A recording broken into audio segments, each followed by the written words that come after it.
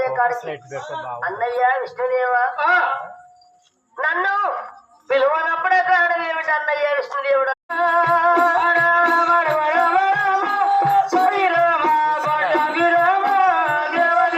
ఆ బ్రహ్మదేవుడు ఎప్పుడైతే రథం కట్టుకొని